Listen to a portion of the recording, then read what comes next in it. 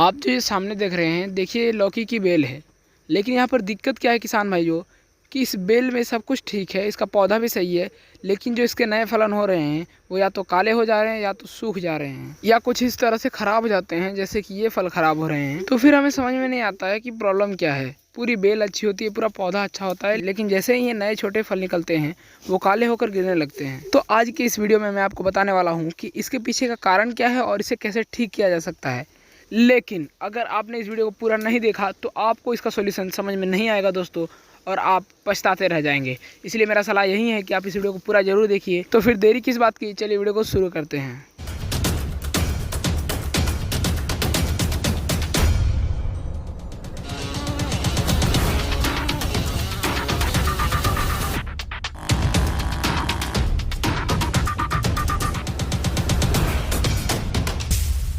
दोस्तों, लौकी की फलियां दो तरह से झड़ती हैं। पहला इस तरीके से काली होकर, और दूसरा केवल इस तरह सूख कर झड़ जाती हैं। इस तरह से फलियों को झड़ने को हम पहली कैटेगरी में रखेंगे और इसको दूसरी कैटेगरी में रखेंगे, और दोनों पर विस्तार से बात करते हुए हम आपको पूरी जानकारी देने वाले हैं। तो इससे पहले वीडियो को लाइक करके चैनल को सब्सक्राइब कर दीजिए। सबसे पहले बात करते हैं हमारी पहली कैटेगरी वाले लौकी के बारे में।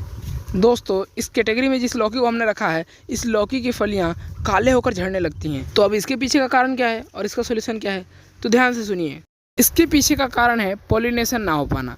जी हाँ दोस्तों, फलों में जब पॉलिनेशन नहीं हो पाता है तो फल कुछ इस प्रकार से झड़ने लगते हैं। किसान भाइयों, आपको अच्छे से समझ में आ सके इसीलिए मैं आपको सबसे पहले पॉलिनेशन का सारा प्रोसेस बता देता हूँ। देखिए, आप ये तो जानते ही हैं कि लौकी का ये वाला जो फूल होता है ये नर फूल होता है, और ये वाला जो फल के साथ होता है ये मादा फूल होता है। तो लौकी की जो नई फलियाँ होती है वो तभी ग्रो करेंगी जब नर फूल में से वो पोलन ग्रेन्स जाएंगी और मादा फूल में जाकर चिपक जाएंगी। खास बात तो ये है कि ये अपने आप हो जाता है, यानी नर से मादा में पोलन का ट्रांसफॉर्मेशन या तो हवा के माध्यम से या तो कई सारे मधुमक्खियों के माध्यम से हो जाता है। लेकिन मान लीजिए कि अगर आपके क्षेत्र में मधुमक्खियां नहीं पाई जाती हैं और हवा भी तेज नहीं चलती है, तो फिर कैसे होगा ये पोलन का ट्रांसफॉर्मेशन। जी हाँ, यही वो कारण है जिसकी वजह से पोलन ट्रांसफर नहीं हो पाता है, और जो मादा फली है वो फली खराब होने लगती है और धीरे धीरे सूख जाती है, और सूख कर कुछ इस प्रकार काली हो जाती है। अब सोचने वाली बात यह है कि इसका सॉल्यूशन क्या है। दोस्तों, अगर आपने लौकी के 1-2 पौधे लगाए हैं अपने गार्डन में, तो अब तो इसका सॉल्यूशन बहुत ही आसान है।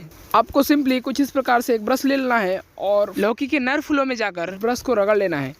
ब्रश को रगड़ लेने के बाद आप पाएंगे कि ब्रश में पीले पीले पोलेंस लग चुके हैं, और पोलेंस को लगने के बाद आपको जाना है और मादा वाले फूल में ले जाकर इन पोलेंस को डाल देना है, और वहाँ पर वो चिपक जाएंगे, और इस तरह से पोलिनेशन हो जाएगा और आपका जो फल है वो नहीं खराब होगा। पर अगर आपने थोड़ी बड़ी मात्रा में खेती की है तब आपके लिए एक अलग उपाय है। आपको भी वही काम करना है, लेकिन थोड़े अलग स्टाइल से, एक अलग तरीके से। सबसे पहले आपको अपने खेतों में उतर जाना है और लौकी की पत्तियों को अच्छे से हिला लेना है।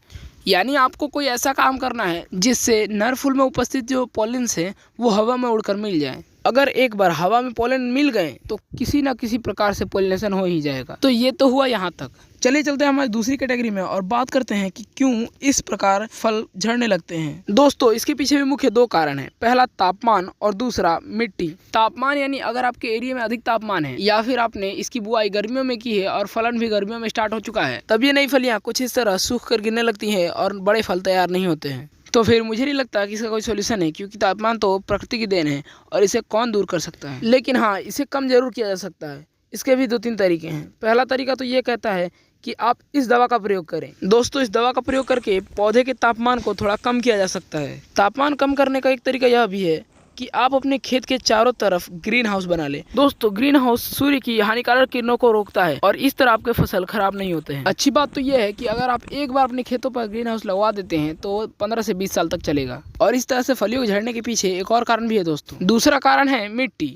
पर वो कैसे, चलिए मैं बताता हूँ। दोस्तों, जब आपकी खेत की उर्वरा शक्ति इतनी नहीं होती है जिसमें लौकी का अच्छा फलन हो पाए, तो उसकी फलियाँ इस तरह खराब होने लगती हैं। और अगर आपकी खेत की उर्वरा शक्ति कम है तो आप इसे जैविक तरीके से सही कर लें, जैसे सड़े हुए गोबर का छिड़काव करके, केंचुआ खाद उपयोग करके इत्यादि। दोस्तों, इसी के साथ मैं आपको बता दूं कि हमने एक व्हाट्सएप ग्रुप भी खोल रखा है। आप चाहे तो उसमें जुड़ सकते हैं, उसका लिंक मैंने डिस्क्रिप्शन में दे रखा है। तो अभी जाए उस लिंक को क्लिक करके हमारे व्हाट्सएप ग्रुप का एक सदस्य बने। आज की इस वीडियो में बस इतना ही। मिलते हैं अगले वीडियो में। मैं बार बार वीडियो को लाइक करना नहीं बोलूंगा, क्योंकि इतना भरोसा तो है कि आपने वीडियो को लाइक कर दिया होगा। बस जाते जाते यही कहकर जाऊँगा कि आप इस वीडियो को एक बार चेक कर लीजिए, इसको एक बार पूरी तरह देख लीजिए, क्योंकि यह भी एक अच्छा और जानकारीपूर्ण वीडियो है। जय जवान, जय किसान, जय हिंदुस्तान। धन्यवाद।